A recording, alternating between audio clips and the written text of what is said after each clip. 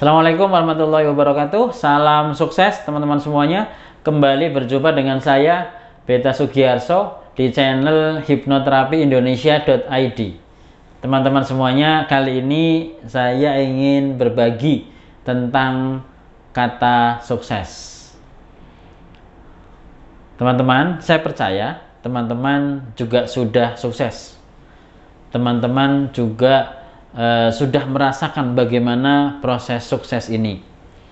Namun sebagian ada yang merasakan bahwa dia belum merasa sukses.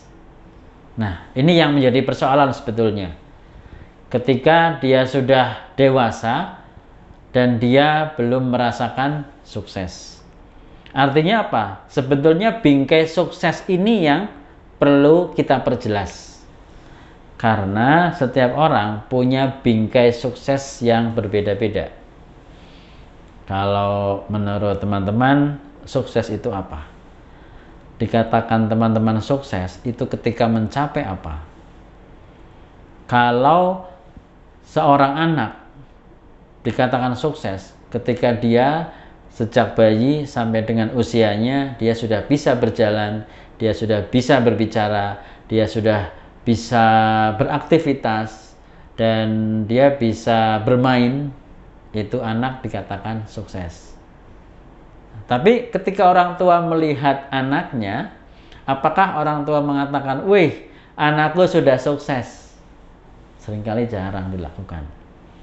Padahal ketika kita mengakui bahwa seorang anak sudah sukses mencapai target-target dalam kehidupannya, artinya dia sudah bisa melalui proses-proses yang selama ini menjadi tantangan baginya. Sekarang kita lihat diri kita. Apakah diri kita sudah sukses? Nah, kalau bertanya apakah sudah sukses, maka kita lihat bingkai target kita. Apa sebetulnya target kita? Nah, teman-teman, apapun itu terserah teman-teman semuanya, karena teman-teman punya bingkai masing-masing. Dan kata sukses ini adalah mempunyai banyak sekali persepsinya, banyak sekali bingkainya, sehingga itu terserah teman-teman semuanya. Namun kali ini saya bisa berbagi tentang 5 kunci sukses. Silakan teman-teman angkat jarinya seperti ini, dengan tangan seperti ini. 5 kunci sukses, supaya kita lebih mudah ya. Yang pertama adalah akui bahwa kita adalah hebat. Nah, ini sangat penting untuk kita pahami bahwa kita hebat bukan karena diri kita. Kita hebat karena Allah memberikan kehebatan pada kita. Ingat itu. Jangan sampai kita merasa bahwa kita hebat sendiri. Meskipun banyak para motivator, banyak orang-orang di luar sana mengatakan manusia hebat dan luar biasa. Saya katakan tidak. Kenapa? Karena manusia diciptakan oleh Allah. Manusia adalah makhluk ciptaan. Dan kita diberikan kehebatan oleh Allah. Maka akui bahwa Allah sudah memberikan kehebatan pada diri kita. Akui bahwa Allah sudah memberikan hal yang luar biasa, kemampuan yang hebat pada diri kita. Karena ketika kita mengakui, artinya kita mensyukuri atas apa yang sudah Allah berikan pada kita, atas semua kehebatan-kehebatan kita. Itu kunci pertama yang perlu kita pahami tentang kehebatan kita sebagai seorang manusia. Oke, yang kedua adalah pastikan kita punya tujuan. Oke, jari telunjuk ya, tujuan. Pastikan kita punya tujuan. Teman-teman, kalau teman-teman mau ke Jakarta, apakah cukup tujuannya hanya Jakarta? Tentunya teman-teman perlu mendefinisikan dengan persis Jakarta itu yang seperti apa, lokasinya di mana, tepatnya di mana. Nah, sama ketika kita punya tujuan kita seperti apa? Kalau kita hanya pengen sukses, ini seperti tadi orang mau pergi pengen ke Jakarta, tidak ada arah yang jelas, tidak ada tujuan mau kemana Jakartanya. Alhasil ketika sampai di sana, dia tidak merasakan sukses menemukan tujuannya. Sama ketika orang mengatakan saya pengen sukses, tujuannya sukses, tapi dia tidak punya kriteria sukses seperti apa, maka ketika dia sudah sukses, dia tetap belum merasakan sukses. Ini yang dikatakan orang tidak bersyukur atas kesuksesan yang sudah dia raih selama ini. Nah, maka ketika kita punya tujuan, jelaskan tujuannya secara detail. Apa yang diinginkan, seperti apa persisnya, seberapa banyak jumlahnya, dan dalam kondisi yang seperti apa. Orang-orang mengatakan seperti apa, dan apa yang dirasakan saat itu. Ini tujuan. Oke? Jadi yang pertama, kita adalah makhluk ciptaan Allah yang hebat dan luar biasa. Yang kedua, pastikan tujuan kita jelas dan detail. Terus yang ketiga, nah yang ketiga ini sering sering disalahpahamkan ya.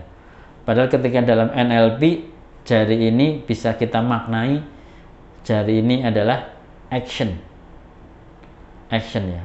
Jadi aksi. Kalau kita ingin sukses ya, salah satu kuncinya yang ketiga ini adalah aksi atau action. Kita harus bergerak. Kita harus melakukan, ya. Kita harus melangkah. Bagaimana ingin sukses tanpa langkah? Bagaimana orang ingin sukses tanpa melakukan, tanpa aktivitas? Maka lakukan hal yang paling kita bisa lakukan saat ini, meskipun terkadang sepertinya tidak sesuai dengan tujuan kita. Tapi kita sudah melakukan actionnya, sudah melakukan aksinya.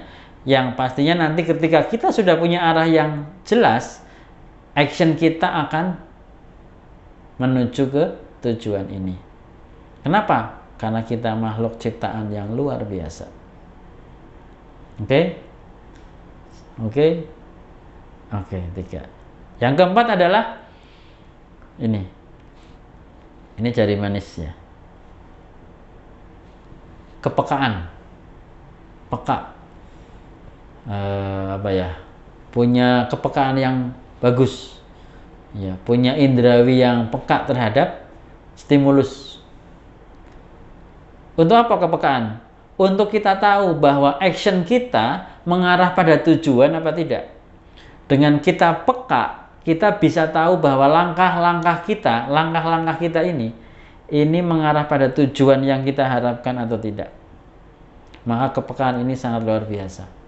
Termasuk kepekaan kita saat kita berhubungan dengan orang lain, saat kita akrab dengan orang lain, kita bisa peka dengan orang lain.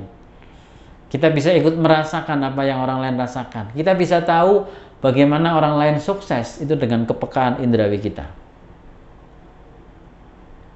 Saat kita peka, maka ibarat komputer ini dia tajam, bisa merekam semua informasi yang ada di sekitarnya. Oke. Kepekaan ini bisa benar-benar mengukur action kita, mencapai tujuan kita, sehingga kehebatan kita benar-benar terbukti seperti apa yang sudah Allah berikan untuk kita. Terus selanjutnya adalah ini, jari kelingking ini. Ini menunjukkan fleksibilitas. Fleksibel, seperti bentuknya yang sangat fleksibel ya. Jari ini sangat fleksibel loh. Ini bisa buat bersihin apa gitu ya. Coba ingat, buat bersihin apa ini sering kali. Bisa buat ngambil benda-benda yang kecil, bisa buat apa hal-hal yang keempat jari ini nggak bisa. Maka ini disebut tadi ya, ini fleksibel nih. Fleksibel. Artinya apa fleksibel? Fleksibel itu kita punya fleksibilitas. Ketika kita punya satu target dan cara yang kita lakukan itu belum bisa tercapai, maka kita harus fleksibel. Ingat ya, ketika kita punya target dan action kita belum sesuai seperti yang ini kepekaan kita tangkap, maka kita harus berperilaku fleksibel. Namun ingat, perilaku fleksibel namun prinsipnya harus tetap jelas dan hebat. Sehingga prinsip yang hebat, jelas, kuat, kita melangkah dengan fleksibel. Kita berperilaku dengan fleksibel. Baik teman-teman, kita orang luar biasa yang telah Allah ciptakan. Ya, kita adalah makhluk ciptaan Allah yang sangat luar biasa. Tentukan tujuan dengan detail, ya, presisi, ya, rinci. Lakukan sesuatu, bergerak, lakukan langkah pertama. Peka, jadilah diri kita yang peka. Ya, kepekaan kita akan bisa mengukur apakah action kita itu mengarah pada tujuan atau tidak. Apakah kemampuan kita itu sudah sesuai seperti apa yang telah Allah anugerahkan pada kita atau tidak. Dan ini kita berperilaku fleksibel. Jangan jadi orang saklek. Jangan jadi orang yang perfeksionis. Nah, prinsip boleh kuat, tapi perilaku harus fleksibel. Sehingga kita humble, nyaman, enjoy, santai, mencapai satu hal yang kita inginkan karena kita orang yang sudah diciptakan oleh Allah luar biasa. Kita tinggal bergerak saja, ya. Dan ketika kita peka dan perilaku kita fleksibel, maka kita sukses. Salam sukses teman-teman semuanya.